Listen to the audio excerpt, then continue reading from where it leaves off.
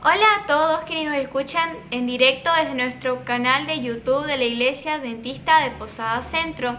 Bienvenidos a nuestro repaso de la lección número 2 que se titula El turno de los profetas. Gracias por escucharnos. Para comenzar vamos a hacer una oración. Los invito a ponernos en reverencia. Querido Padre que está dentro de los cielos, santificado sea tu nombre, Señor. Te agradecemos mucho por tu cuidado en esta semana. Te pedimos para que nos cuides y acompañes, Señor, para que podamos sacar una nueva lección de este repaso. En tu santo nombre. Amén.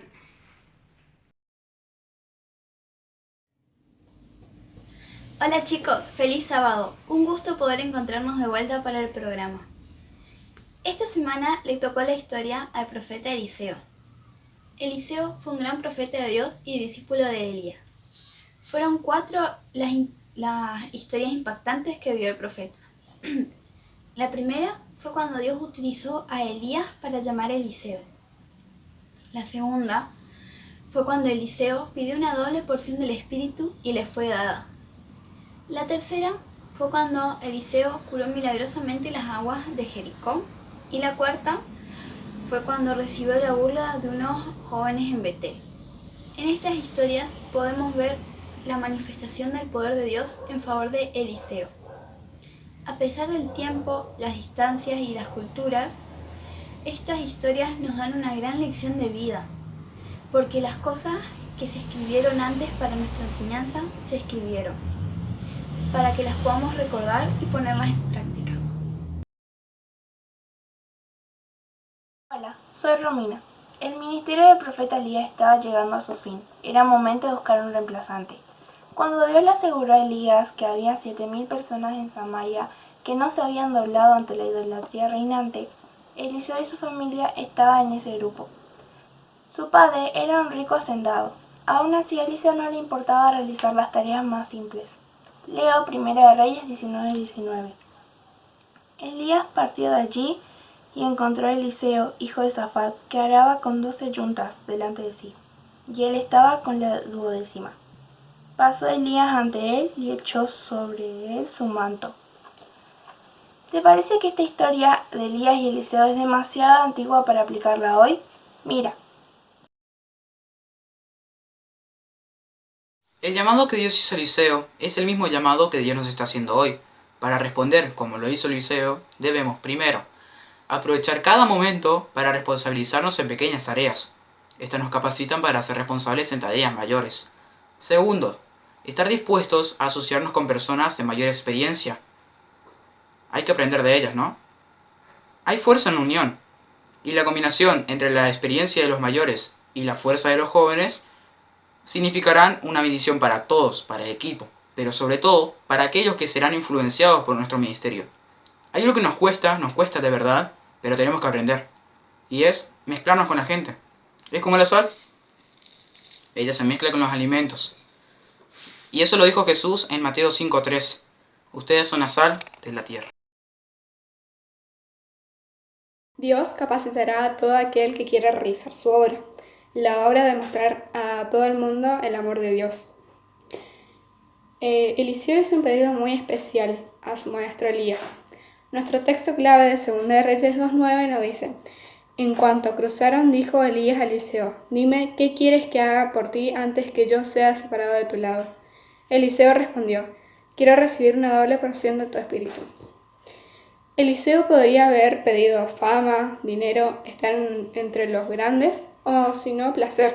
Pero no pidió nada de eso. Sin embargo, lo que pidió fue tener la misma obra de Elías y con el mismo poder. ¿Necesitamos hoy del Espíritu Santo?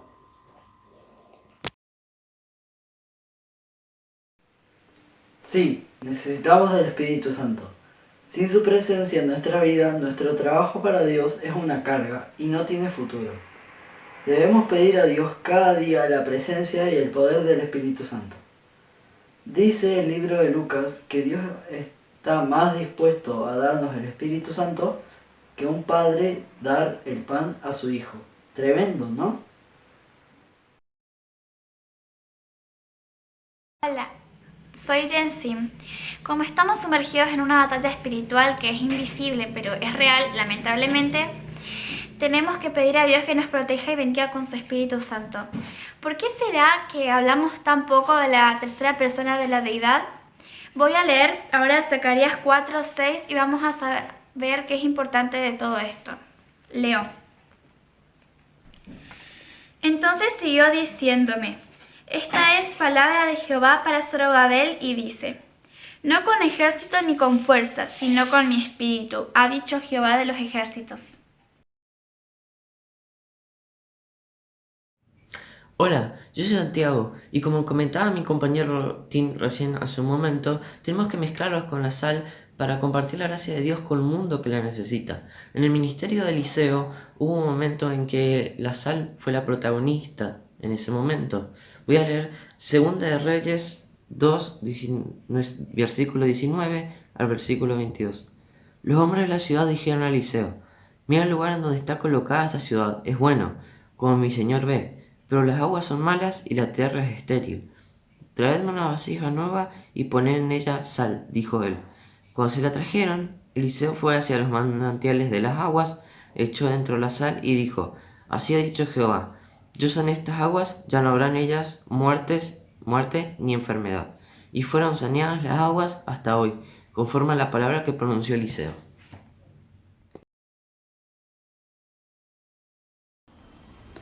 Hola, feliz sábado, mi nombre es Cecia.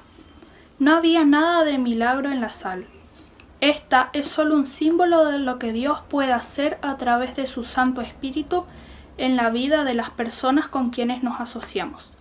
Transformarlas, cambiarlas. Acuérdate que Dios capacitará a todo aquel que se disponga a realizar su obra. Leo Hebreos 13, 20 y 21.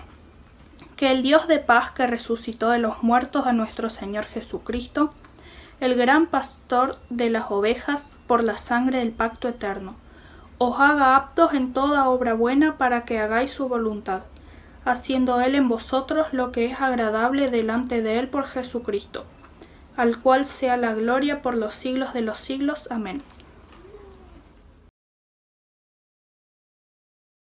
Mi nombre es Aldana. Quiero compartirles un versículo que se encuentra en Romanos 12, del 6 al 8, y dice así: y tenemos diferentes dones según la gracia que nos es dada. Si alguno tiene el don de profecía, úselo conforme a la medida de la fe. Si es de siervo, úselo a servir. El que enseña, a enseñar. El que extorba, a animar. El que reparte, hazlo generosamente. El que predice, con solicitud. El que hace misericordia, con alegría. Nuestra hermana G. de White nos dice a nosotros: a cada uno de ellos que lleguen a participar de su gracia, el Señor indica una obra que ha de hacer en favor a los demás. ¿Cuál es la obra que hay que hacer para los demás? Antes de escuchar la conclusión general, reflexionemos esta frase escrita por otros ojos. Si tú tienes un talento, úsalo de todas las maneras posibles. No lo escondas, no lo distribuyas como un avaro, sino que gástalo como un millonario que se está yendo en quiebra. Hola a todos, mi nombre es Milton. Quiero hacer algunas reflexiones con respecto a la lección de escuela sabática de juveniles de esta semana. La historia de Elías concluye cuando empieza la historia de otro gran profeta que tuvo el pueblo de Israel, que fue Eliseo. Y la historia de Eliseo empieza a ser escrita en Primera de Reyes, capítulo 19, versículos 15 al 18. ¿Se acuerdan cuando Elías estaba escondido en una cueva del monte Oreb porque tenía miedo que la reina Jezabel lo matara? Allí Dios se le presenta y entonces le ordena que volviese por el mismo camino, que fuese hasta Damasco, capital de Siria, y ungiese un nuevo rey en ese país, y luego en Israel que también ungiese a un nuevo rey, y después que fuese hasta la casa de Eliseo y le hiciese el llamado para ser profeta en lugar suyo. La familia de Eliseo pertenecía a ese grupo minúsculo, pequeño, de personas que no habían doblado sus rodillas delante de Baal, que no se habían inclinado a la idolatría, sino que seguían siendo fieles a los mandamientos del Dios del cielo. Eliseo era hijo de un rico agricultor, dice Elena de White, así que imaginemos que él tenía todas las comodidades que necesitaba. El padre tenía bienes, dinero, tenía empleados, siervos.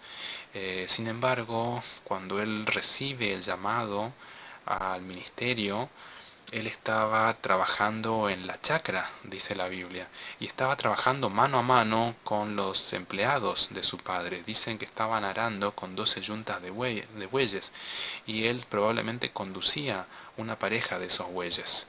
Es un trabajo esforzado, paciente, es un trabajo que requiere de mucha atención para que el surco que va haciendo el arado sea derecho. Así que imagínense ustedes en la escena del llamado. Es un trabajo que ensucia, así que él estaría todo sudoroso también, estaría fatigado quizás por el sol, por el calor, si hacía calor o si hacía frío, quizás sediento, con ganas, con hambre, con ganas de concluir el trabajo, cansado, con ganas de volver a estar con su familia. En ese momento él recibe el llamado. Y cuando nos ponemos a pensar en esta escena, creo que encontramos algunos indicios de las cualidades que tenía Eliseo. Y también algunos motivos de por qué Dios decide llamarlo a continuar la obra del gran Elías.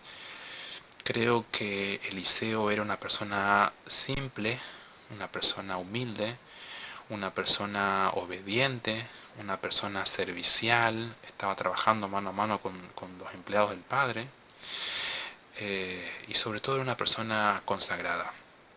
Seguramente mientras él realizaba sus trabajos rutinarios o cotidianos, mientras estaba con el arado, él reflexionaba, aprovechaba ese momento para meditar profundamente en su vida espiritual, en el plan de salvación, en la vida espiritual del país, y aprovechaba esa situación para consagrarse a Dios y ofrecer sus talentos al servicio.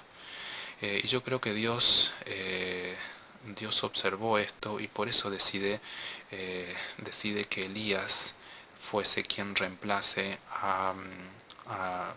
que Eliseo reemplace a Elías. Pensá en las cualidades estas que estuve mencionando, porque en la actualidad no son muchas las personas que procuran tener estas cualidades. ¿Qué persona busca la humildad? ¿Qué persona busca cultivar la sencillez, el servicio? Creo que como cristianos, cada uno de ustedes necesita pensar en esto y también pedirle a Dios que le ayude a cultivar esas mismas cualidades.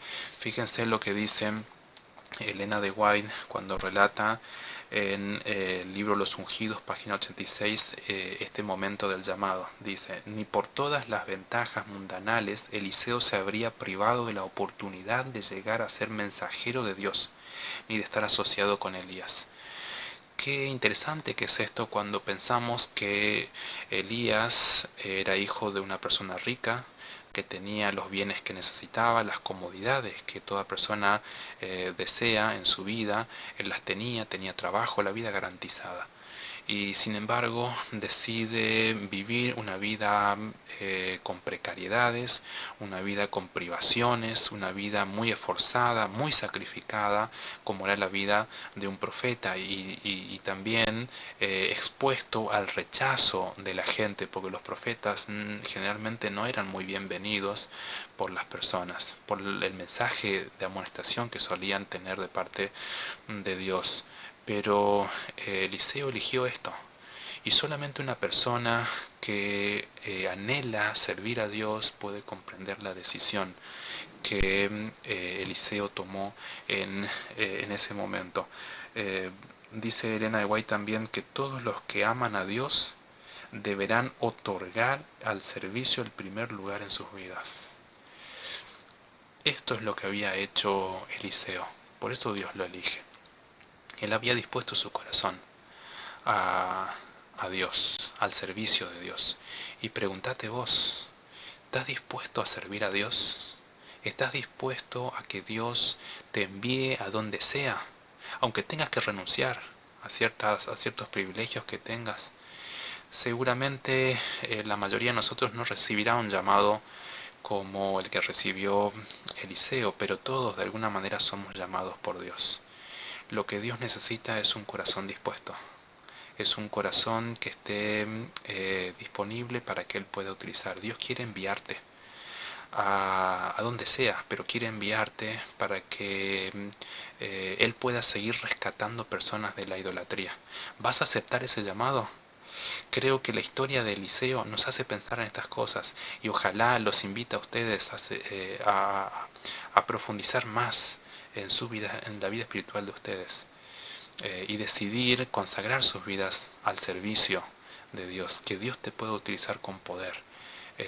Ponete en las manos de Dios, porque Dios necesita chicos jóvenes que estén dispuestos a realizar la obra. Así que te animo a que sigas el mismo camino que siguió el profeta Eliseo, una vida de consagración a Dios.